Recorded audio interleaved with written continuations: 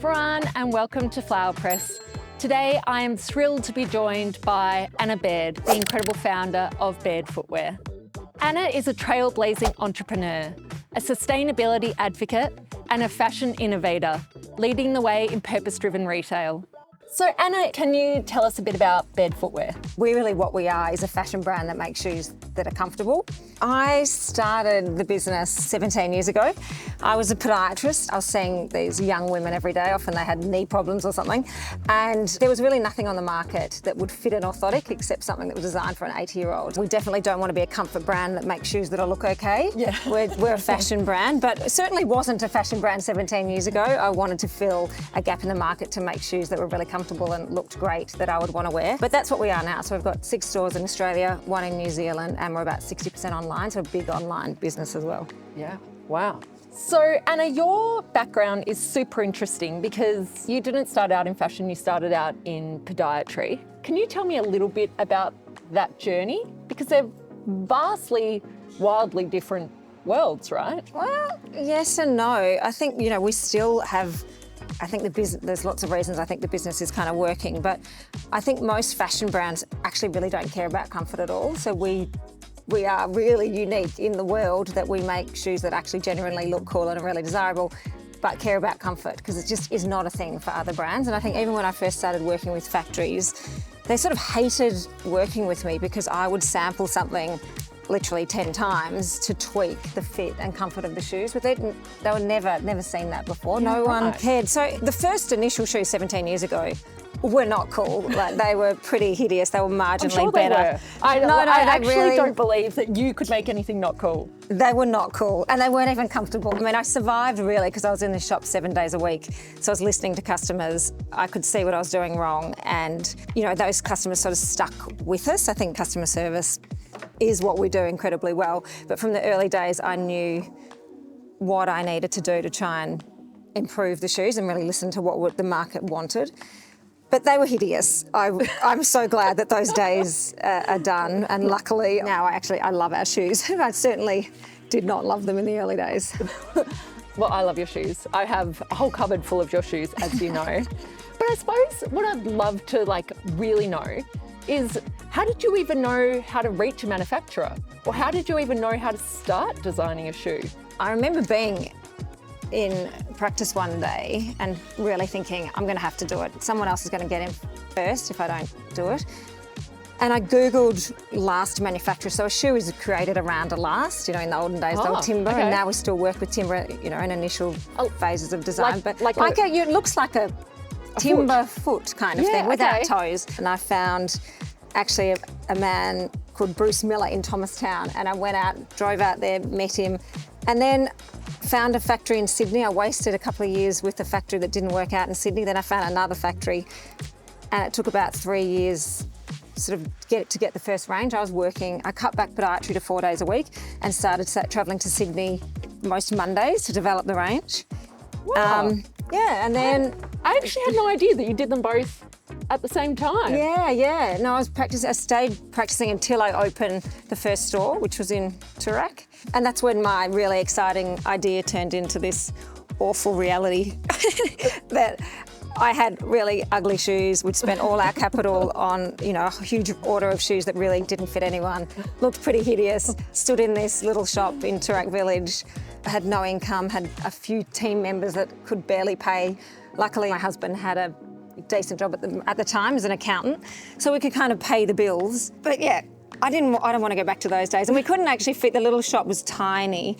I had a warehouse apartment in Abbotsford, and so our bedroom was full. And they came in tins at the time. The initial shoes came in these beautiful tins. Wow, that's random. That's really cool. And so I'd go to sleep looking at these tins every night and wake up looking at these tins. It was hell. I think I've said it before, but I cried every day, I think, for the first 12 months. It sucked. So Bared has grown into a global online brand, and it's growing really quickly. Could you talk us through a little bit what a typical day might look like, or a typical week might look like for you? I'm still massively product, always. I think the product is key, it always will be. And so I'm the sample size, so every sample, every shoe goes on my foot, so a lot of my days spent with product. And so what do you do? You put it on and walk around Do you go for a walk Yeah. down the block? Or? Well, I mean, once we get to pairs, then we know we've got people testing them. But actually, just the fit, I know if it's going to be comfortable or not, just because I've been doing it for so long. Yeah. So okay. yeah, all samples get onto my foot. So there's a lot of that, and then a lot of marketing, and then people stuff that is just what we do. And then stress, to me, like stress has always been a good thing. Like I love being stressed. It keeps me motivated, challenged. I think a lot of people overthink anxiety. Yeah. And Yeah. to me, we should be stressed. Yeah, I kind of get that. I get a lot done when I'm stressed as well, actually. And I until think it's I just spin out. how we're wired. Yeah, like the stress and the intensity of your job is like your fuel to like. And not even my job. I think I would be, I mean, I could be working at Coles and I'd be just distressed. Right. I think it's just how I'm wired.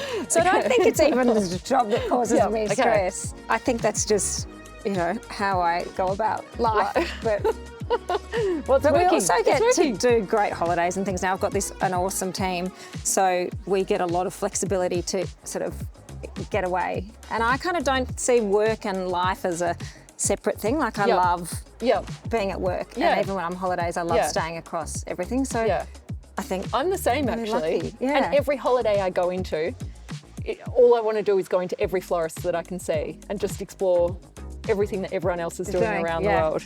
Yeah. Exactly. I look down the whole time at what people are wearing on their feet, so it's probably the same. Yeah.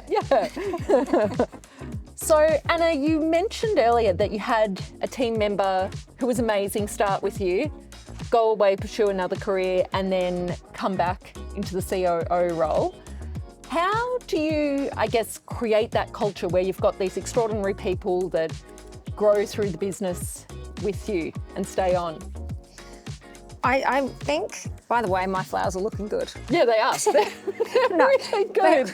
I think from the early days, I did, when you have a small team and you're starting this business, getting a team on board that see the growth of the business as their career is key. And we've been really lucky to have so many of our leaders now start, on the shop floor. But I do think that if they're empowered, that they make a difference and they literally can see that their career is growing, their income is growing, they're a part of this thing. We're really lucky. Like a lot of our leaders, if I look at, so the girl that heads up our warehouse has been with us 11 years, started as a casual at 18 or something on the shop floor. Wow. Alex, who's the COO, has been there sort of 15 years ago, then has been back for 10. Another Alex who does all of our content, all of our styling, all of our photography, everything amazing about Bared.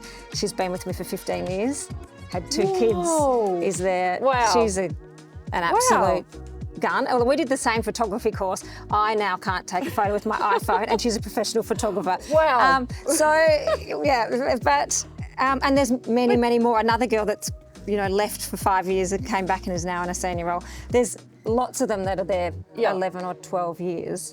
But it's also, I mean, you've obviously seen some talent or some enthusiasm or just, that can-do attitude and encouraged it, nurtured it, given them opportunities when maybe you don't get that in every organisation. Like in a bigger organisation where things are set, I feel like people are given their role, given their task, and they stay in that wheelhouse, and it's hard to get out unless you get promoted or do something. But No, and yours is probably flat. We have a really flat structure. Like I hate hierarchy. Me too. I think I keep getting asked to create these org charts. I was like, I don't want an org chart. Like, just go away. But I get that people want to know who they report to. That's kind of handy. I have exactly that issue. But it is a nightmare. And we do.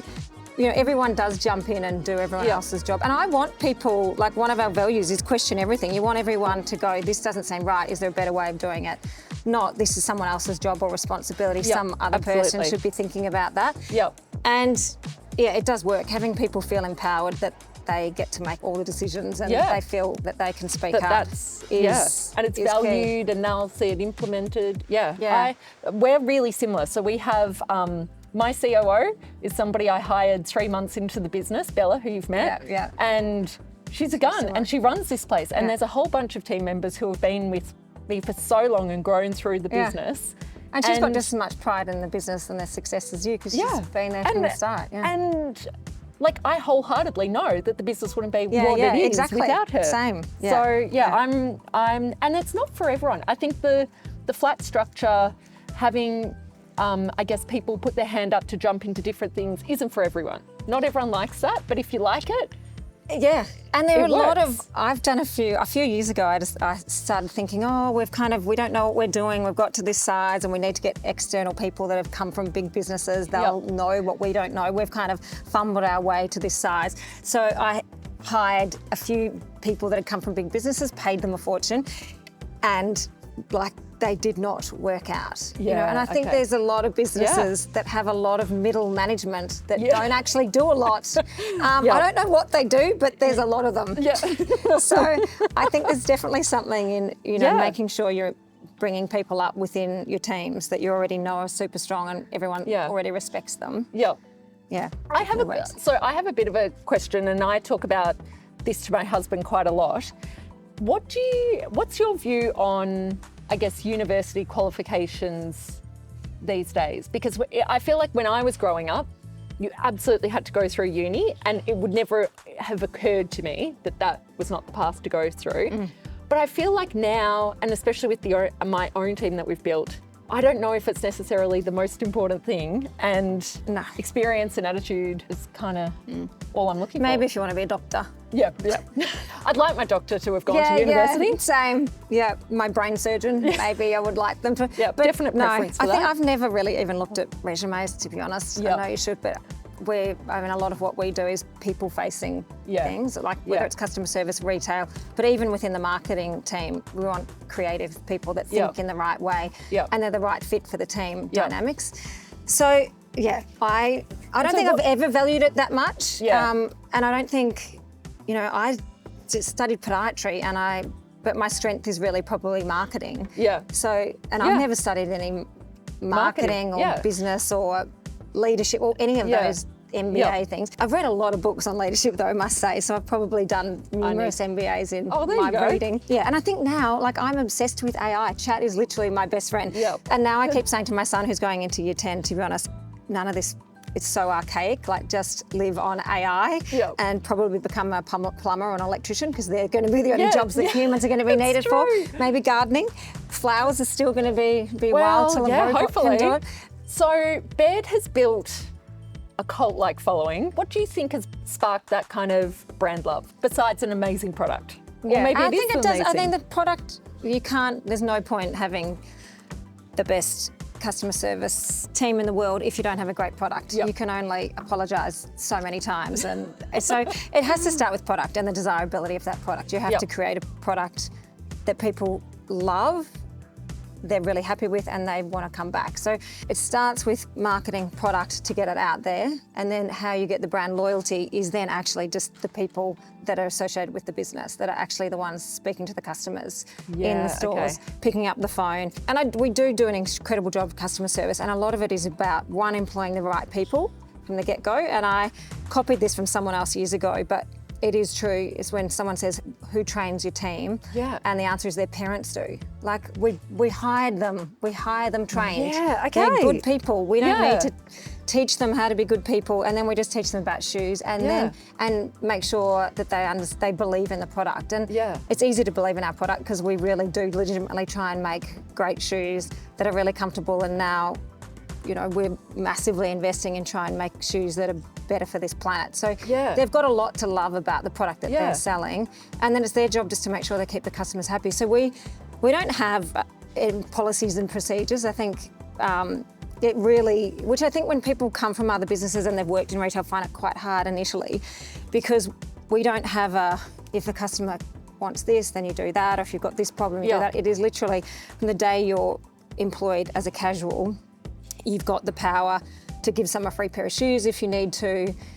And it works in that there's never any sort of pushback from our team. So we see the person that walks in with a shoebox into a store as the biggest opportunity. And clearly they're coming back because they've got a problem, whether it's a comfort issue or quality or whatever. But if we're there just to legitimately apologise, get to the bottom of the problem, and then make them happy. It's only a pair of shoes, we should be able to make them happy. So online, our customer service, which is a huge part of our business, we do obviously free shipping and returns. But if the shoe doesn't fit, we send multiple pairs to try. Wow. Yeah. So they'll hang on to the shoe, try a couple more pairs, Yep. and then send back what doesn't work for them. And I can't believe that. That's amazing and it works service. because most times, if you've tried 3 pairs of shoes from a brand, the chance of you've had this great customer service where they've spoken to what's going on, how about you try this, I'm going to send you this other thing to make that more comfortable or whatever, then the chance of them keeping one is actually quite high. So although logistically it costs a fortune, we've got a lot of shoes coming in and out, and a lot of shoes that no one's paid for, just in the ether, because we don't charge them to send them 2 or 3 more pairs. Yeah, right. But generally it does work, and I think, just having, a great team of people, dealing with the customers builds that brand loyalty. So our repeat customer is huge. We do have, it is like a cult. Me, yeah. I've actually never heard that before. I've never heard somebody say their parents train them. And it's so, like when you say it, it makes so much sense, but I just would never have thought about that. And we trial everyone, like in the retail teams, we trial everyone. So I'll still interview a lot of them. But whoever interviews them will say, come and trial for a day, a paid trial, and we won't necessarily be able to tell you why it doesn't work. But the team will know, and there's just a feeling like how relaxed are they with the customers? Do we want to hang out with this person? And you don't have to look or dress or sound a certain way, but you do have to be gel with the team and go, actually, we really like this person, so will our customers. So Bared is now B Corp certified, which is a huge feat in itself. How do you go about weaving sustainability into your business? When I started 17 years ago, sustainability wasn't the top of my mind. I think I always knew packaging and things like those easy things. But I think it was only probably about 7 years ago that I started really thinking about the product that we're making, and fashion in general is such a polluting industry. And footwear in particular, most shoes are made from plastic. Like the outsoles are made of really durable plastic materials that last for a long time. So most components that go into a shoe are synthetic. There's not a lot of natural materials. So they're around for hundreds of years and they break down to microplastics, and as we all know, none of that is great. So I sort of really realised that the biggest impact was going to be in the shoes, the materials that we constructed the shoes out of. But it's much easier said than done. It's not, these materials and components don't actually exist. So you're not, it's not that you say as a brand, we're prepared to pay more, we'll just buy these materials and now we'll make a greener shoe. They actually, really 7 years ago, nothing exists, and now really not much more than that exists now. And I think naively, I thought these things would come much faster than they have, and that consumers would care much more than they actually do. So it's been an incredibly rewarding, but also it's really challenging sort of journey. We started with our footbed, which was 100% polyurethane, so a plastic. So we started and we found a material to make that out of, which is 72% bio-based, which was sort of the first tick, but still not 100%, which we're about to introduce 100%, which is really exciting. But then we moved to work with this really fantastic organisation in the States that make our outsoles. So it's called Pliant. The business is Natural Fibre Welding. So a lot of our outsoles are now 100% bio-based, zero plastics.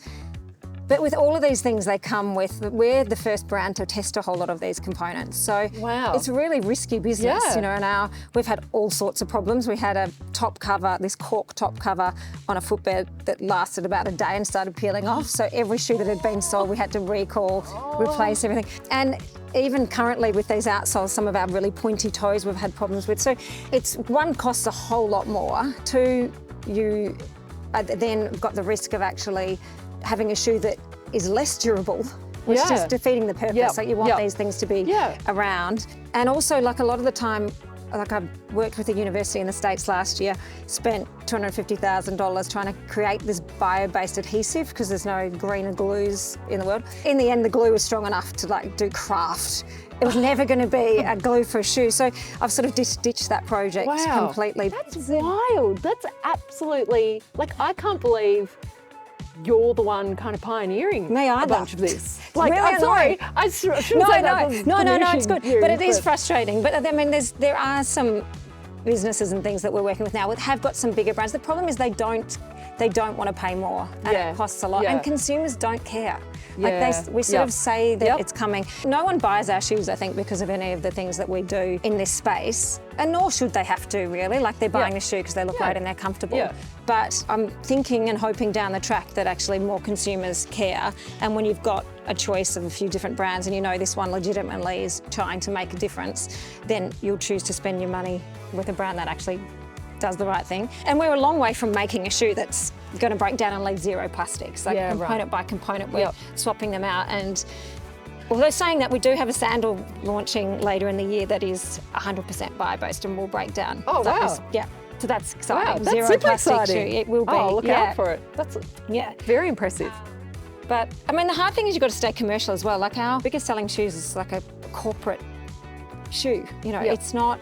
If you really wanted to be green, I could probably make a grass espadrille with a hemp upper and hand stitch it with a thick linen thread, but that's not my product. No one's going to buy that wants the corporate shoe. So it's trying to make sure that you stay commercial so you can keep being profitable to invest to actually make a difference long term. So Anna, at Bared, you've given back, I guess, throughout your journey. Can you talk to us a little bit about that? Yeah, I think it's probably the best part about my job now is that I think with the success of the business and sort of the privilege that we're in with this business that actually is really profitable now, is that we do get to do great things for organisations that we kind of really believe in. And my girlfriend years ago introduced me to the Hunger Project, and then got an opportunity in 2019 to go to Africa with Andrew, my husband, and actually see the work that they did on the ground. And that was really the most, amazing thing to have the opportunity to do. And I recommend if anyone does get to go to something like that, then to go and really open your eyes up to what's going on in the world. But this particular organisation, I think, we get, with this privilege of a successful business, we get the responsibility to give back. And this particular organisation is really a hands out, not a hands up, which is So what does phenomenal. Hands out, not hands up mean? So again, basically they go into a community, they empower local people. So the Hunger Project is run by Africans. There's no white saviours in this organisation. They go into a community, they gather people around. There's usually around communities of about 20,000 people. There's no hospitals, there's no doctors. Women are dying in childbirth. They work 20 kilometres to a hospital. And then they empower the community and say, you can make a difference if you believe that we can help you. And then they get funding from the Hunger Project to do this sort of rural area, and the local people build the buildings, and then the government then will help with doctors and nurses and things like that. So, and then they only do it for 8 years, and then they're at self-reliance. They've figured out how they make it economically viable with them, that centre, that 20,000 odd people, and then the money goes somewhere else. So it's not this, we'll feed you, we'll house you, they do it themselves, and it's sustainable. So it is amazing. That is incredible. Oh, congratulations. That's unbelievable. And we've literally, I think it's in the next month, we tick over $1 million to that organisation. We've sent quite a few of our team over there too to sort of experience, so they can bring out the rest of our team on the journey. And it's a fantastic part of the business. That's incredible. So you've created such beautifully designed stores across Australia and New Zealand. How do you see, I guess, the retail store in the whole Bared ecosystem? For me, I've never had any sort of mission to open hundreds of stores. So the stores have always been a really important part of the business, but they're destination stores that people come from a long way to go to, and they always have. So I only opened 2 stores in Victoria up until 5 years ago. So I'd been 12 years in and I only had 2 stores. Right. So it's only in the last 5 years that then we opened Sydney, and then a couple in Queensland and Auckland. And all of them have been fantastic additions to the business. So I probably should have done it a long time earlier. But the stores to me are sort of these, we can use them as event spaces. And they're beautiful. Yeah, and they're kind of, we've just done one in Pack Fair, which is the first sort of shopping centre precinct, but it's outside and really high ceilings and not normal retail. Yeah. I've never wanted to be just another shoe shop in a low ceiling little store. So I think it's been a part of what sets us apart too, is that the stores are quite different. They're big scale and it's quite a different experience. And then again, we just have these really great people that know all about feet and shoes that can help the customers out when they come in. Yeah. So it's a really important part of the business, but I don't have any plan to roll out hundreds of them. Yeah, yep, okay. So Anna, what is next for Bared? So the last 12 months, we've really pushed into the US. We did a pop-up in New York for 10 months, which was really cool and exciting. And then now the next 12 months, we're sort of really looking at the UK.